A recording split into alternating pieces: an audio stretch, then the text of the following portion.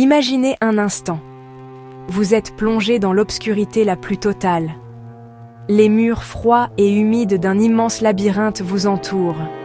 Chaque couloir ressemble au précédent, et le son de vos propres pas résonne, créant un écho angoissant. Quelque part, dans Dédale sans fin, une créature terrifiante vous attend. Elle a le corps d'un homme incroyablement puissant, mais la tête d'un taureau féroce.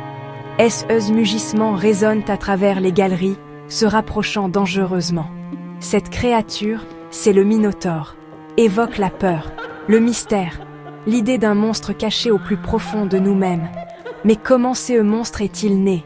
Et pourquoi a-t-il été enfermé dans une prison aussi complexe? Cette légende nous vient de la mythologie grecque. La Crète, roi orgueilleux, dieu en colère, ingénieur de génie. Le Minotaure n'est pas juste un monstre de conte de fées. Il est le résultat d'une série d'événements tragiques. Une punition divine qui a pris une forme bien réelle et effrayante. Son existence même est un secret honteux. Un drame familial que le roi de Crète a voulu cacher aux yeux du monde. Pour comprendre le monstre, il faut d'abord comprendre l'homme qui l'a fait naître, et l'a ensuite emprisonné, le puissant roi Minos. L'histoire du Minotaure est donc aussi l'histoire d'un roi et de sa démesure. Le labyrinthe, cette construction légendaire, est tout aussi célèbre que la créature qui l'abrite.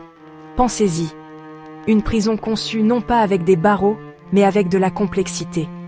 L'idée n'est pas d'empêcher le prisonnier de sortir par la force, mais de le perdre, de le désorienter, jusqu'à que tout espoir de fuite disparaisse. C'est une prison psychologique autant que physique. Le créateur de chef-d'œuvre, Dédale, était un véritable génie de son temps.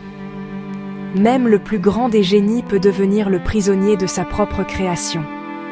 Chaque élément de cette histoire est imbriqué, comme les couloirs du labyrinthe. Alors, préparez-vous à remonter le temps jusqu'à l'époque des héros et des dieux de l'Olympe. Nous allons dérouler le fil de cette légende, pas à pas, pour percer tous ses secrets. Qui était vraiment le Minotaure? Était-il une brute sanguinaire ou une victime tragique? Et comment un jeune héros venu d'Athènes a-t-il osé défier ces monstres que tout le monde craignait? L'histoire du Minotaure est bien plus qu'un simple combat entre un homme et une bête. C'est une aventure qui nous parle de courage, ruse, sacrifice, et qui continue de nous fasciner encore aujourd'hui, en 2025. Allez, l'exploration du labyrinthe commence maintenant.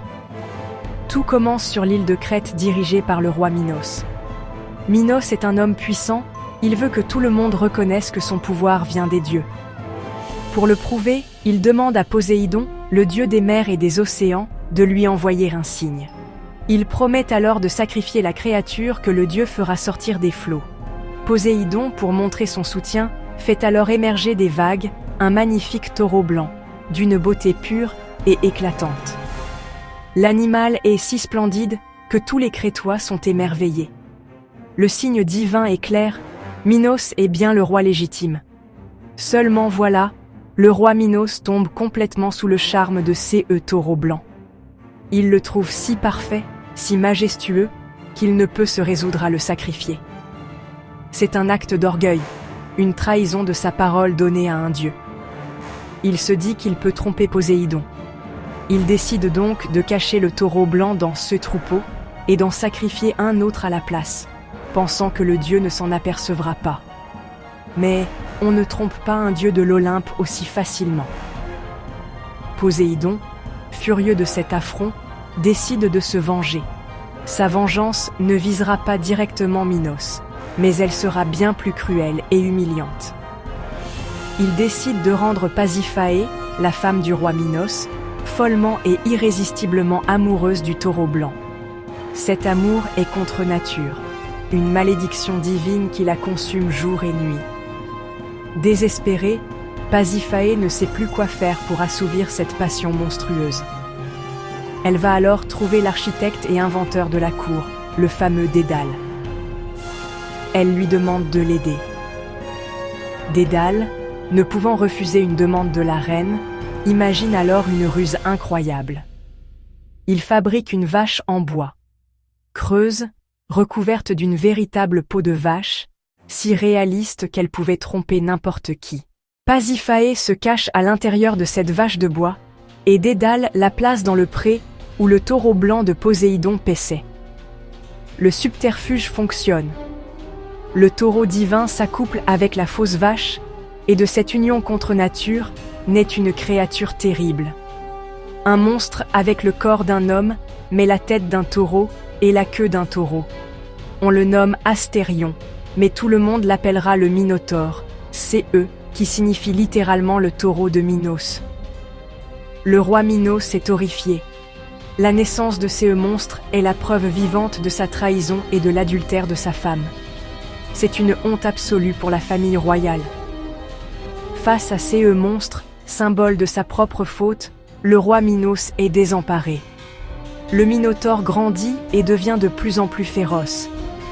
Son appétit est insatiable, et il ne se nourrit que de chair humaine. Il est impossible de le laisser en liberté, mais le tuer reviendrait à admettre publiquement la honte qui pèse sur sa famille. Minos a besoin d'une solution pour cacher le monstre, pour l'enfermer de telle manière que personne ne puisse jamais le voir ni s'en approcher. Il a besoin d'une prison parfaite, une prison d'où l'on ne s'échappe pas. C'est tout naturellement qu'il se tourne de nouveau vers Dédale, l'inventeur de génie qui a déjà, bien malgré lui, participé à la conception du monstre. Dédale reçoit donc l'ordre de construire une prison unique au monde. Il imagine alors le labyrinthe. CE n'est pas une simple prison avec des murs et des portes. C'est un réseau incroyablement complexe de couloirs d'allées, de salles et d'escaliers qui s'entrecroisent et se ressemblent tous. La structure est conçue pour que quiconque y pénètre soit immédiatement perdu, incapable de retrouver son chemin. L'entrée est facile à trouver, mais la sortie est impossible à localiser. Le but n'est pas de retenir le Minotaure par la force, mais de le piéger dans un puzzle architectural sans fin. Le monstre est alors enfermé au cœur de cette construction, dans les ténèbres. Le labyrinthe est construit juste à côté, ou même en dessous, du palais de Minos à Knossos. Il devient une extension sombre et secrète du pouvoir du roi. Dédale met tout son art dans cette construction. On raconte que même lui, son créateur, aurait eu du mal à en retrouver la sortie une fois son œuvre achevée. Cette prison est une merveille d'ingénierie, mais une merveille terrifiante. Elle représente le secret honteux du roi, enfoui sous son propre palais. Le labyrinthe devient ainsi le tombeau vivant du Minotaure et la source d'une terreur qui va bientôt s'étendre bien au-delà des côtes de la Crète. Il arrive dans la cité au moment du 3e envoi du tribut à la Crète. La ville est en deuil. Les familles pleurent leurs enfants tirés au sort. Thésée, voyant cette tristesse et cette injustice, est profondément révolté. Il ne peut accepter une telle humiliation pour sa ville natale. Déterminé à mettre fin à ce massacre, Thésée annonce sa décision à son père, le roi Égée. Il se portera volontaire parmi les 7 jeunes envoyés en Crète. Son but n'est pas de se sacrifier, mais d'entrer dans le labyrinthe, trouver le Minotaure et le tuer. En voyant Thésée, si noble et courageux, elle tombe immédiatement amoureuse. En secret, elle le retrouve la nuit précédant le sacrifice.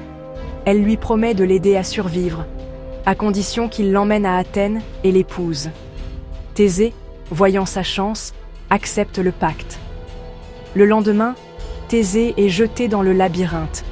Ariane glisse discrètement la pelote. Ariane glisse une épée cachée. Il s'enfonce dans l'obscurité en déroulant le fil. Il avance entre les ossements des victimes. Il entend les mugissements du monstre au loin. Il arrive dans une salle centrale. Là, dans l'obscurité, se tient le Minotaure. Un combat féroce s'engage. Le Minotaure charge, corne prête à empaler.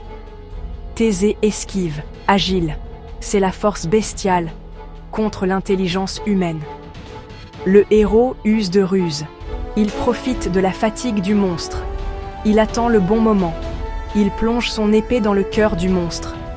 Le Minotaure pousse un dernier mugissement et s'effondre. La bête est vaincue. Le silence est presque aussi effrayant. Thésée, épuisé, a réussi. Il doit maintenant sortir. Sans le fil, il serait resté prisonnier. Il rembobine la pelote. Il suit le fil et retrouve la lumière du jour.